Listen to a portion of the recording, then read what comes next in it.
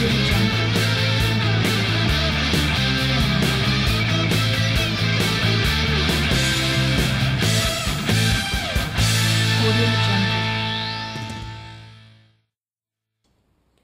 Mathieu, on te retrouve aujourd'hui dans ton atelier pour suivre la réalisation d'un nouveau projet. En 2 mots, est-ce que tu peux nous en dire un peu plus? Oui, bonjour. Alors le projet d'aujourd'hui, en fait, c'est cette moto, donc ce Yamaha 400 XS. Donc on l'a transformé en moto type dirt track. Dirt track, c'est quoi le dirt track? Alors le dirt track, c'est un sport américain, donc Mhm. qui consiste à tourner sur des ovales en terre avec des motos, soit des motos spécifiques ou des dérivés de motos de cross. Donc là, nous, on part sur un projet type années 70-80. Et bon, là, évidemment, pour ce projet, on va s'attacher à transformer l'aspect esthétique de la moto. Donc, c'est un vieux 400, pas très puissant, et nullement question d'en faire une moto de compétition. En fait, le dirt track ne se pratique pas en France de toute manière, donc là, on va s'attacher vraiment à l'aspect esthétique de la moto. D'accord, ok. Donc, quelles sont les principales modifs que tu vas apporter en fait à cette moto? Alors, pour cette moto, les principales modifications, ça va être assez simple, puisque c'est une moto qui a déjà une ligne générale qui se prête pas mal à ce genre de modifications.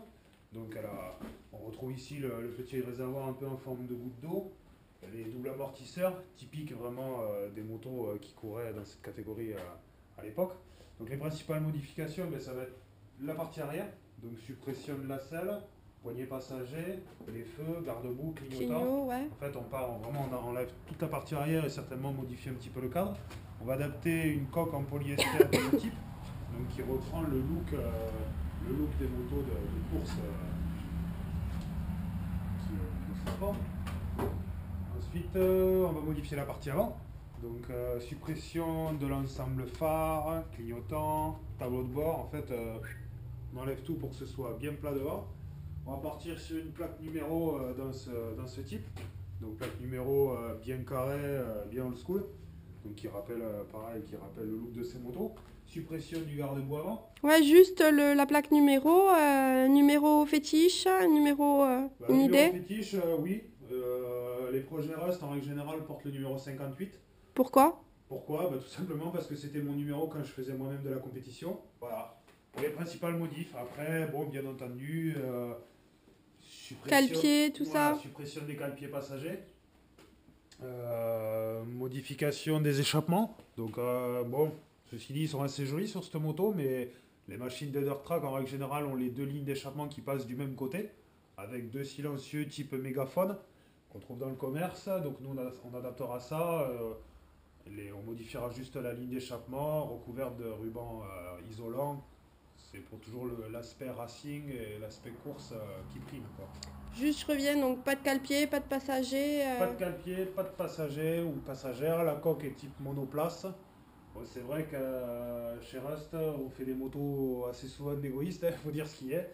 Les choppers, les bobbers, les cafés racers, tout ça, c'est des projets solo en règle générale. Bon, il y a parfois des demandes particulières des clients ou qui sont attachés quand même à emmener quelqu'un.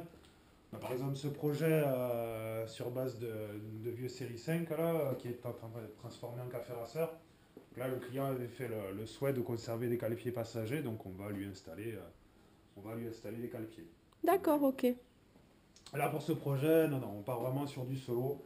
Un look racing pour une petite moto qui s'y prête bien. Et après, en termes de peinture, qu'est-ce que tu comptes y faire au niveau de la peinture? Alors la peinture, on va faire simple. La peinture, en fait, on va reprendre, donc c'est une Yamaha. Le pilote emblématique Yamaha de ces années-là, c'est Kenny Roberts. Mhm. Donc on va reprendre les couleurs qu'il portait, c'est-à-dire du jaune, avec ici une bande blanche et noire.